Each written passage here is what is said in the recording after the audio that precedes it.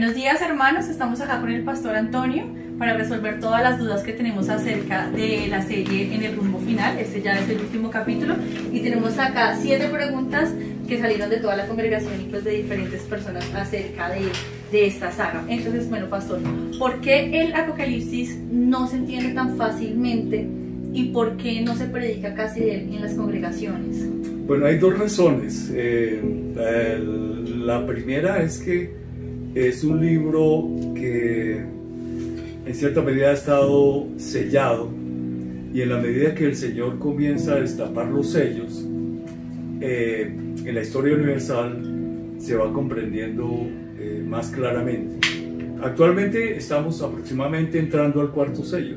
En el 4º sello ya puede uno tener una óptica mucho más clara sobre los acontecimientos apocalípticos. Y de otro lado, también no lo entienden porque no tienen en cuenta la variable temporal. ¿Cuál es la variable temporal? Es precisamente lo que el Espíritu Santo me dio de tener un horizonte en el tiempo de todos los acontecimientos. Porque hay capítulos donde habla de eventos que están muy al futuro, otros capítulos que están más hacia el comienzo, de pronto se entrelazan en el tiempo, están en desorden, para que lo entiendan. Como un rompecabezas. Exacto, como un rompecabezas, y no existe la continuidad temporal. Entonces, cuando la gente llega y se estrella con un capítulo así que está como fuera del tiempo, ahí se pierden, como en un laberinto. El caso más clásico y que se ve en Apocalipsis de que está fuera del tiempo, por ejemplo, es el capítulo 12. Uno comienza acontecimientos y de pronto aparece el capítulo 12 y ahí la gente se pierde porque está fuera del tiempo ese capítulo. Porque en el horizonte profético, el capítulo 12 debe estar en el comienzo del horizonte, en el puro comienzo. Entonces ahí la gente se desubica totalmente. Bueno, ya vamos a hablar del capítulo 12, pero primero, hablando de los sellos, en el primer sello se habla de un caballo blanco y la mayoría de teólogos afirma que ahí viene el anticristo. ¿Por qué dicen eso? Pues están errados, realmente están errados por no considerar la variable temporal, porque no han tenido en cuenta el horizonte de tiempo. Los sellos precisamente especifican la variable tiempo, en el sentido de que el primer sello corresponde al primer evento apocalíptico. El primer evento apocalíptico está cuando el Señor va a la cruz, cuando Él viene a este mundo. Su primera venida, nace en Belén, desarrolla su ministerio, muere en la cruz, resucita. Eso corresponde al primer sello, y es donde se describe que es un jinete que viene en un caballo blanco, ha venido para vencer, vencedor, triunfador, es Él. Entonces, si los teólogos o alguien analiza que es el anticristo, pues está errado porque está fuera del tiempo. Y lo podemos confirmar cuando también en Apocalipsis, en los capítulos finales, aparece cuando el Señor Jesucristo viene ya a destruir, que se acaba el milenio y viene a destruir a los enemigos. Dice que viene con la iglesia, igualmente viene en un caballo blanco, en su muslo dice Rey de Reyes, Señor de Señores. Es el verbo de Dios, el que sale una espada aguda de su boca, ese es el Señor Jesucristo. Entonces, bien, ahí lo describen igualmente con el caballo blanco. Realmente es una herejía total y es un error considerar que es el anticristo, porque está fuera del tiempo. El anticristo aparece ya un poco antes como persona, ¿no? Aparece un poco antes de que la iglesia sea arrebatada. Okay. Entonces está fuera del tiempo. Y entre los sellos está dentro, el arrebatamiento de la iglesia está en el 6º sello. Entonces el primer sello no puede ser el anticristo. No sé si queda claro. Sí, es una confusión que ha existido. Bueno, hablando del arrebatamiento, una de las dudas comunes o más comunes entre las personas es ¿cuál es la diferencia entre el arrebatamiento, el juicio final y ya el fin del mundo como tal? Precisamente la gente se confunde porque vuelvo a la misma variable de que no consideran el horizonte temporal. Entonces ahí se confunde todo. Pero tenemos hechos concretos para tener claridad sobre eso. A ver, el arrebatamiento de la iglesia lo podemos distinguir claramente en el sentido de que el Señor Jesucristo no desciende, no posa sus pies en esta tierra. Hay una señal en el cielo, como la gloria de Él. El Evangelio dice que es la señal del Hijo del Hombre. Y Él recibe a los creyentes en las nubes y los arrebata. Esa es la gran diferencia con, por ejemplo, cuando viene ya a reinar en el milenio. Cuando venga a reinar en el milenio, dice que Él aparece, pero sus pies se posan en el monte de los olivos. Y el monte de los olivos se parte y queda una gran llanura y no hay luz ni clara ni oscura, es una luz rara, pero desaparece absolutamente todo. Como ni día ni noche, algo sí, algo así, porque ya es otro estado de cosas, pero es en esta misma tierra, en las coordenadas geográficas actuales de la misma Jerusalén, en la cual hemos conocido nosotros. Es por eso que el Monte de los Olivos tiene una trascendencia espiritual pues grandísima, ¿sí? Muy importante. Esa es la confusión. Y de pronto hay también confusión con la cuestión del juicio final. El juicio final ya es cuando el Señor acaba el cielo y la tierra y juzga las obras de los hombres. Aparece un cielo nuevo, una tierra nueva. Pero si uno lo analiza en el horizonte temporal, pues no se va a confundir.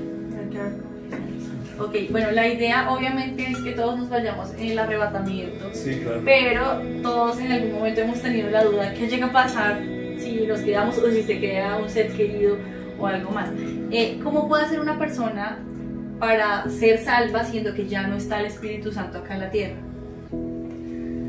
Pues si alguien se queda de ese primer vuelo, que es el arrebatamiento de la iglesia, le va a quedar muy difícil realmente salvarse, porque de un lado la maldad está en su máximo punto, en el cenit de la corrupción, el pecado y la maldad, de oscuridad, y de otro lado, pues como no está el Espíritu Santo, porque el Espíritu Santo de un lado detiene el mal y es el que nos convence de pecado, nos lleva al arrepentimiento y nos ayuda. Es bien difícil, pero de todas maneras, pues en la misericordia de Dios, pues yo creo que puede ocurrir el milagro de que algunos se salven, porque en el mismo libro de Apocalipsis habla de que el Señor manda un ángel con un libro, que es el mismo Evangelio, para predicarlo, y también Él envía 2 testigos, que son 2 profetas, y ellos predican. El mundo se enoja por esa predicación, el anticristo los mata, ellos resucitan al tercer día y ascienden. Entonces, después de ver todos esos hechos, yo creo que algunas personas sí se pueden de pronto arrepentir. Es probable. Sí, pero es mucho más bien complicado. difícil. Si actualmente es difícil llevar a una persona a la iglesia, llevarla solo a la iglesia, ¿cuánto más difícil es llevarla al cielo mismo? ¿Sí? Muy difícil. Si actualmente, que no estamos en el cenit total de la corrupción. Sí, no hay que arriesgarse. Sí. Bueno, las copas de ira y las trompetas son consideradas por muchos como 2 eventos diferentes, pero tú en tu estudio no lo consideras así. ¿Por qué? Porque, a ver, desde muy niño yo tuve un espíritu investigador. Siempre me gustó la ciencia, investigar. Y en lo espiritual me ha gustado investigar. Yo hago experimentos espirituales, investigo las cosas. Y es bueno descubrir. Claro que descubrimos con la revelación del Espíritu, pero hay que investigar, hay que estudiar. En esto, pues yo igualmente caí en el mismo error. Yo pensaba que primero están descritas las trompetas, que son 7 trompetas, son 7 juicios. Y después más adelante se describe Babilonia la Grande, la ramera, se describe al anticristo, bueno, hay una cantidad de hechos ahí. Y después de pronto aparecen las tales copas de la ira. Entonces uno piensa que son como 2 juicios separados, que son juicios distintos.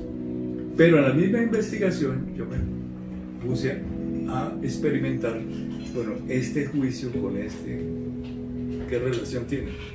Y comencé a descubrir que eran los mismos juicios. Era exactamente igual al hacer un paralelo entre la primera trompeta y la primera copa, entre la segunda trompeta y la segunda copa de ira. Y así, y comenzaron a coincidir todos haciendo ese paralelo, y ahí descubrí que es el mismo hecho. O sea, en el Apocalipsis existen 7 plagas y no más. Son las 7 plagas, no los son 7 juicios, no son 14, como lo puede analizar cualquiera, porque como los capítulos están bastante distanciados. Entonces ahí vuelve el mismo problema, el no tener el horizonte temporal. ¿Sí? Bueno, hablábamos al principio del capítulo 12. Entonces, ¿cómo podemos estar seguros de que ese capítulo hace referencia a la obra de la cruz? Porque es claro, es muy claro. En ese capítulo se describe la guerra espiritual, y ese capítulo es el que inicia el horizonte profético de que hemos hablado, porque el libro de Apocalipsis en su argumento, por decirlo así, porque no es una novela, pero bueno, hay un argumento de todas maneras histórico, es guerra. Es guerra entre el reino de Dios y el reino del maligno, del diablo, entre la luz y la oscuridad. Y ahí se definen, son las batallas finales en Apocalipsis. Entonces se inicia con la primera batalla. ¿Cuál fue la primera batalla? En la hora de la cruz, porque el diablo tenía pleno derecho de estar en el cielo, se carcajeaba como rebelde, se paseaba y lo echaron del cielo. Cuando viene la hora de la cruz, ahí dice claramente en Apocalipsis, dice, lo echaron del cielo. Y aparece Miguel, sus ángeles, lo arrojan a la tierra, y dice que se llena de ira por eso, porque lo arrojaron a la tierra. Esta profecía está confirmada en el Evangelio, en el Evangelio de Lucas, cuando el Señor Jesucristo le dice a los mismos apóstoles, yo veía a Satanás caer del cielo como un rayo. ¿Sí? Un rayo. Y el Señor les dice, no tengan miedo, yo les doy potestad de hollar serpientes, escorpiones, de ninguna fuerza del enemigo los va a dañar, porque el diablo está caído.